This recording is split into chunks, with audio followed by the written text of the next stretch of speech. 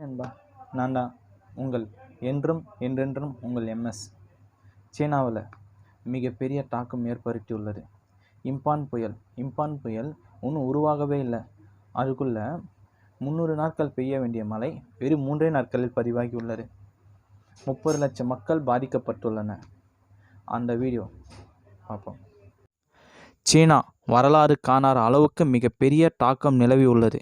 ஆமாங்க, இம்பான் புயல் இன்னும் உருவாகவே இல்லை. அதுக்குள்ளே 300 நாட்கள் பெய்ய வேண்டிய மழை சீனாவில் 3 நாட்களில் பதிவாகியுள்ளது.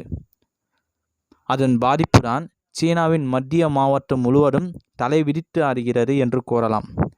இந்த பாதிப்பில் கிட்டத்தட்ட 30 லட்சம் மக்கள் பாதிக்கப்பட்டுள்ளனர். 30 லட்சம் மக்கள் சீனா மத்திய மாநகரத்தில் உள்ள யனான் என்ற பகுதி முழுவதும் பாதிக்கப்பட்டுள்ளது. இவற்றின் முதற்கட்ட மதிப்பீடு 1500 கோடிங்க. இந்திய மதிப்புப்படி $200 மில்லியன். சீனா என்ற பெரிய நாடு சமுத்திரம் போல் காட்சி தருகிறது சீனா முழுவதும். சீனாவின் மொத்த விவசாயம் 10% யனான் மாநகரத்தில் தான் இருக்கிறது. 10% விவசாயம் முற்றிலும் அழிந்துவிட்டது என கூறலாம். 5 லட்சம் ஹெக்டேர் பயிர்கள் நாசமடைந்தன. சென்னை வானிலை ஆய்வு மையத்தைப் போல சைனா ஆய்வு மையம் நமக்கு அதிர்ச்சி மேல் அதிர்ச்சி இருக்கிறது. சீனா வானிலை மையம் கூறுவது என்னவென்றால் 640 மில்லிமீட்டர் மழை 3 தினங்களில் மட்டும் 72 மணி நேரத்தில் 64 சென்டிமீட்டர் மழை பதிவாயிருக்கிறது.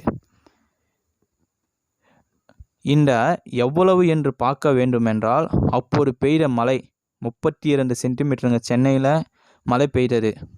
சென்னை மிதந்ததை போல் 2 மடங்கு மழை பெய்து உள்ளது.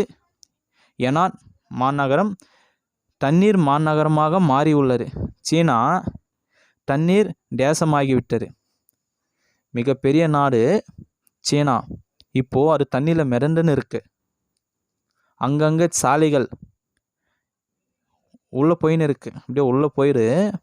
மிகப்பெரிய வல்லரசு நாடான சீனா மிகப்பெரிய பொருளாதாரம் பாதிப்பு ஏற்படுத்தியுள்ளது. 300 நாட்கள் பெய்ய வேண்டிய மழை ஒரே 3 நாட்களில் பதிவாகியுள்ளது. சீனா யனான் மாநகரத்தில் உள்ள பல அணைகள் பலவீனமாகியுள்ளது. அணை ஒன்று பல பலவீனமாக இருக்கா. இப்போ சீனாவின் ஜின்சான் மாநகரத்தில் இப்போது இவ்வாறு மிக மோசமான நிலை நிலவி வருகிறது. மாதிரி நம்ம நாட்டில் மழை பெஞ்சு இது மாதிரி ஆனால் என்ன ஆகும் அப்படின்றது கமெண்ட்டில் பதிவிடுங்க.